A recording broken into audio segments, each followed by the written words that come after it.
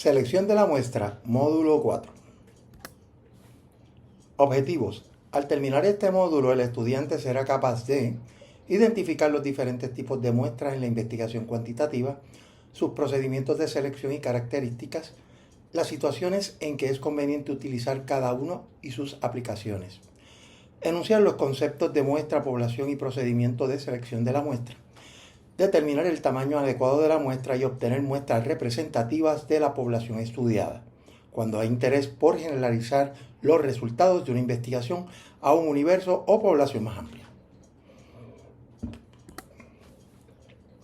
Muestra. Por definición, una muestra es un subconjunto de una población o un grupo de elementos o personas que son parte de un contexto más amplio, que sería una población. Ahora, clases de muestra. Están las no probabilísticas o dirigidas. También se les llama muestra por disposición, por la disposición de los participantes a ser parte del estudio. Y entonces está la probabilística, donde tenemos muestra estratificada, muestra por racimo o muestra aleatoria simple. También la muestra por racimo se le llama por conglomerado. En México se le llama por racimo, pero es por conglomerados o diferentes segmentos. En una investigación siempre tenemos una muestra. La respuesta básica es no, siempre. Pero en la mayoría de las situaciones realizamos el estudio en una muestra. O aunque sea una muestra por disponibilidad, donde los participantes estén motivados a ser parte del estudio. ¿Pero por qué usamos las muestras? Pues primero que todo, economía de tiempo y recursos, sobre todo recursos económicos. Porque mencioné hace un rato en uno de los videos, el video de diseños de investigación, de que pues la realidad es que una muestra, si es representativa, o sea, tiene las mismas características de los miembros de una población, y tiene el tamaño adecuado para disminuir el error de muestreo, pues podemos decir que vale la pena hacerlo. Lo que pasa es pues que conlleva una metodología y tampoco es fácil hacer los muestreos. Por eso es que muchas de las investigaciones utilizan muestras por disponibilidad. Hay gente que son voluntarios y que participan. Ahora, un dato interesante es que, ¿verdad?, no podemos renunciar a la teoría de muestreo, que es sumamente interesante e importante. Pero hay ocasiones donde usted tiene una población que tiene unas características homogéneas porque vienen de un contexto homogéneo. Por ejemplo, los estudiantes de una universidad, que son la mayoría, conozco universidades donde, por ejemplo, el caso de la Universidad de Puerto Rico en Arecibo, el 73% de los estudiantes hasta el año pasado viene de la región norte central, que comprende Arecibo y pueblos aledaños. Y casi todos son de Arecibo. Si usted investiga estudiantes de la Universidad de Puerto Rico en Arecibo, usted se puede encontrar con que hay unas características bien homogéneas en esos estudiantes, desde edad, ingresos socioeconómicos, que ya las hemos podido distinguir, y que si uno lleva a cabo una investigación y la muestra que utiliza no es una muestra seleccionada al azar, sino por disponibilidad, cuando usted compara vamos a decir que yo cojo una muestra al azar o aleatoria y cojo una muestra por disponibilidad, vamos a encontrar que el perfil de ambas muestras es bien similar porque provienen de una población con unas características de homogeneidad. Esto no es excusa para que digamos que todas las investigaciones tienen que ser por muestreo de disponibilidad, sino tratar de hacer muestreos que sean de carácter aleatorio.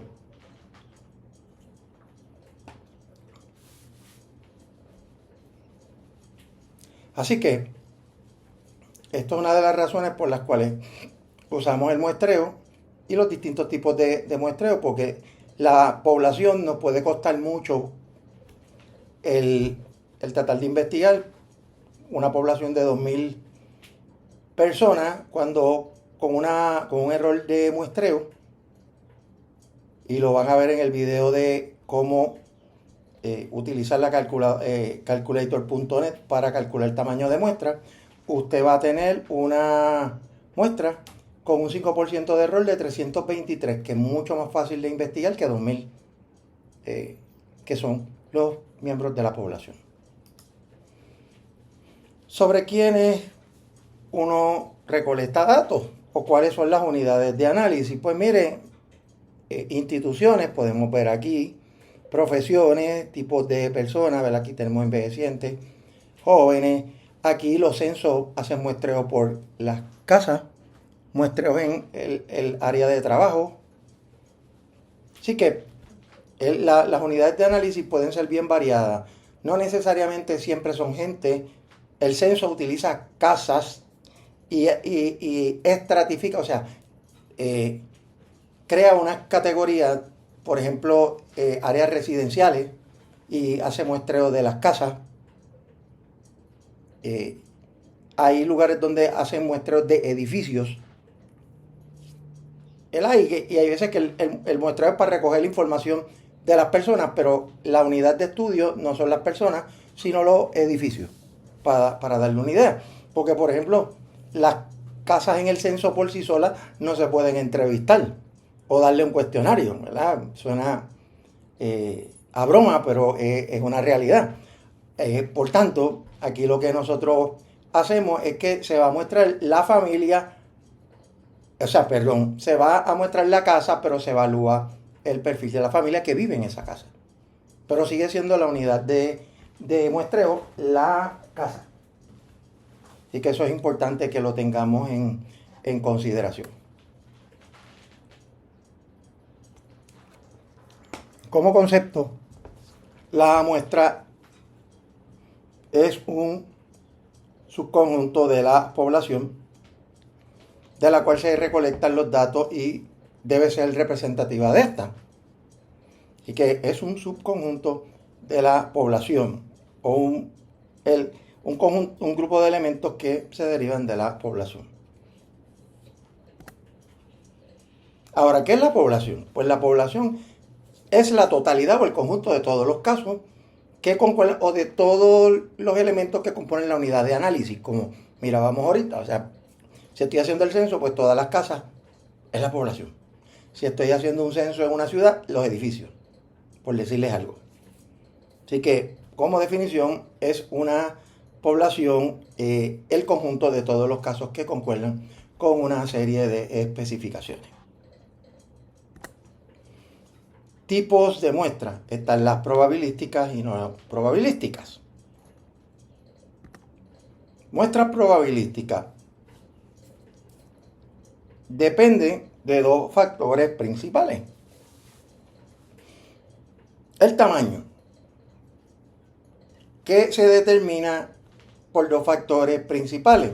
El tamaño de la población. O sea, una muestra yo la voy a determinar basado en el tamaño de la población. Y el error de muestreo que voy a utilizar, que son 3. 0.01, donde el error es un 1%, y la confianza de que las características de la muestra van a estar contenidas en el tamaño de esa muestra es un 99%. Está el más común, que usamos mucho en educación y psicología, que es el muestreo de 5% de error y 95% de seguridad, donde 5% lo que indica es que existe un 5% de probabilidad de que las características de esa muestra no estén contenidas en la población, pero sí un 95% de que sí lo sea, o sí estén contenidos. Y la que se utiliza mucho en el campo de la medicina el error de 10%, que implica un 90% de seguridad. Cuando vean el próximo video de cómo calcular la muestra, va a ver la diferencia en tamaños de muestra entre lo que es un muestreo con 1% de error, un 5% de error y un 10% de error. Van a ver cómo calcularlo y van a ver entonces por qué la mayor parte de nosotros, los investigadores, utilizamos el 5% de error. También la selección de los elementos muestrales. ¿Ya? Cómo yo asigno las personas, cómo yo selecciono. Yo escojo el tamaño de la muestra. Como les mencioné hace un momento, si yo tengo una población de 2000 y escojo un tamaño de muestra con un 5% de error de muestreo, voy a tener 323 personas. Entonces, ahora el próximo paso es cómo yo lo selecciono. De forma tal, para cumplir con el concepto de la aleatoriedad o el azar, la selección de los elementos, ¿verdad?, muestrales tienen desde el inicio o deben tener la misma probabilidad de ser elegidos. Ya esa es la selección, ya tengo el tamaño, ahora es como yo voy a seleccionar la muestra. Tenemos la muestra aleatoria simple, donde vamos a escoger la muestra a partir de la unidad de análisis que seleccionamos. Aquí en este caso sería como que la gente. Tenemos el muestreo estratificado, que se puede hacer por categorías. Por ejemplo, yo puedo hacer un muestreo estratificado por hombres, mujeres, clase social, alta, baja, alta, media, baja. Y por conglomerado, o por conglomerado también son por ramillete o racimo, por grupos de personas. Por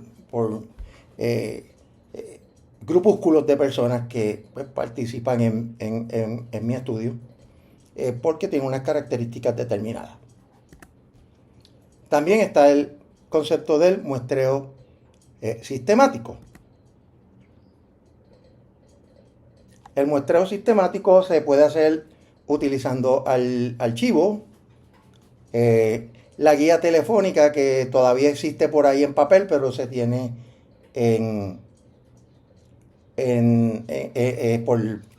por los portales, ¿no? Existen portales donde están las listas de teléfono.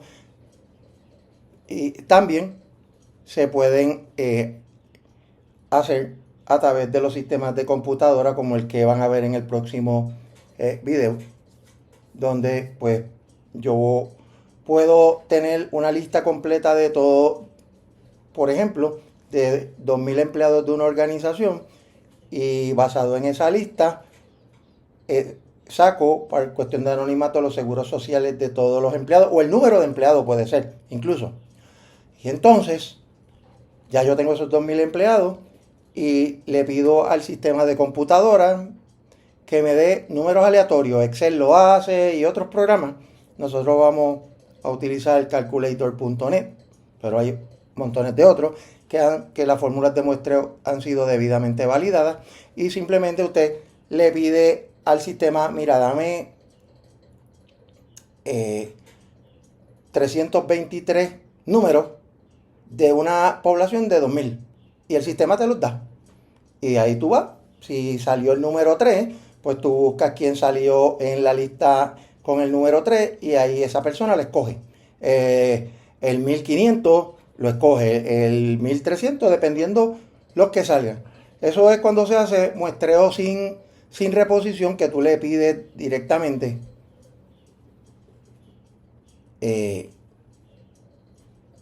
los 323 casos.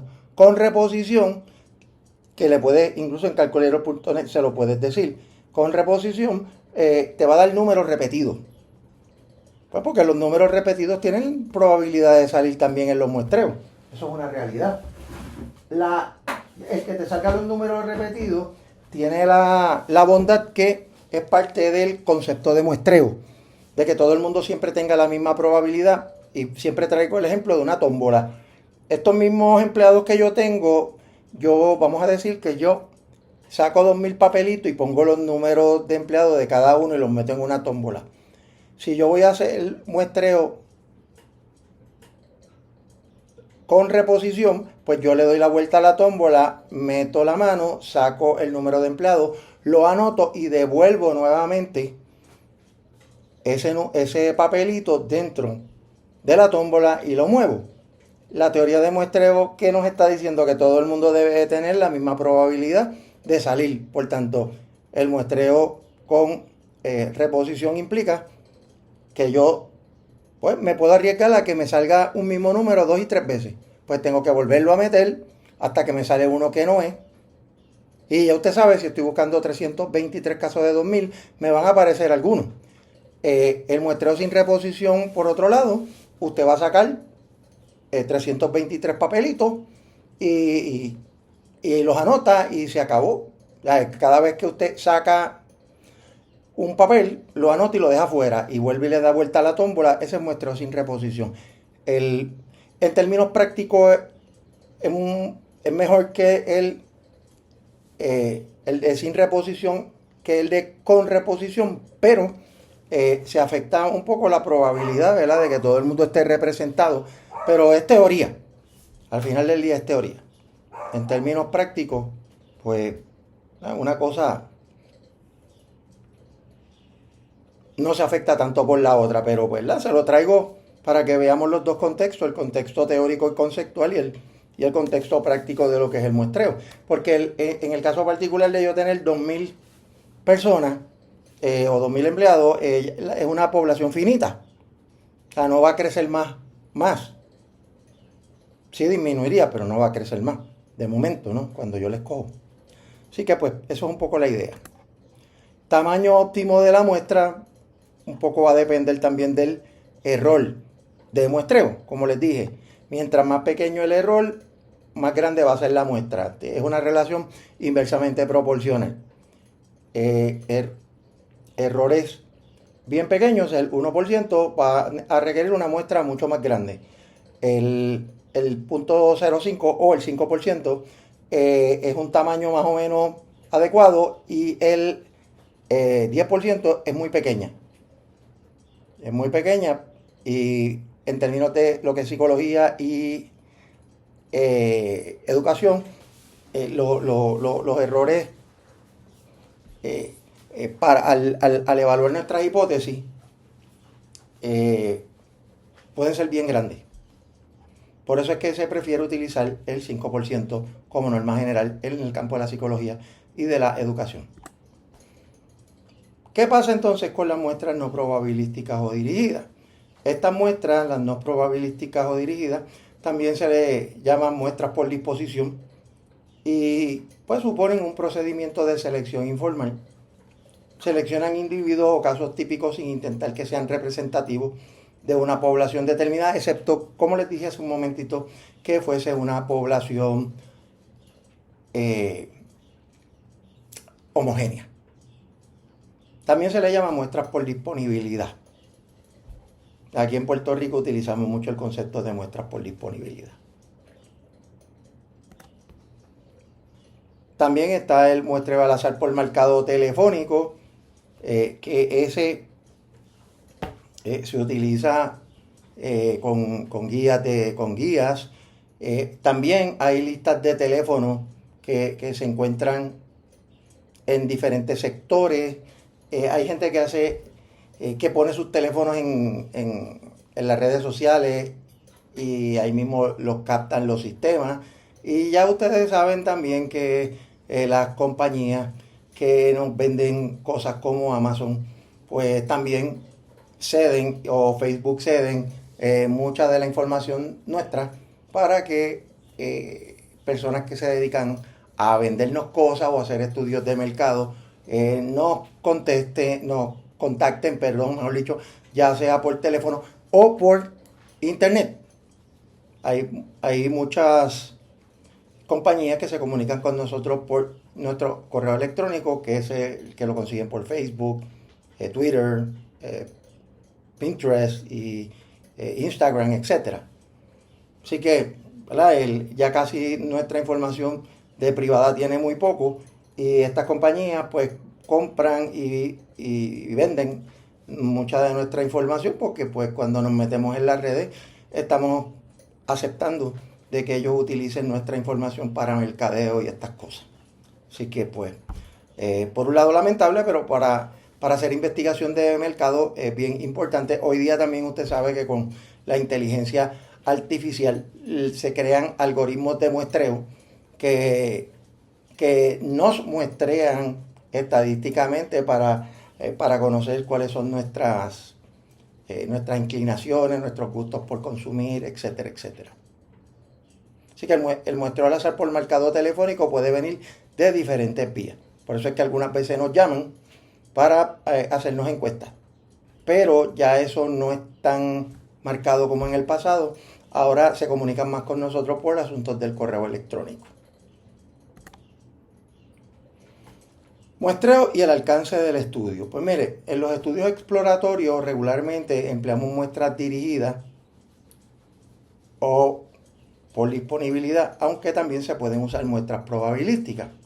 También las investigaciones experimentales casi siempre utilizan muestras dirigidas porque es difícil manejar grupos grandes, eso se lo mencioné.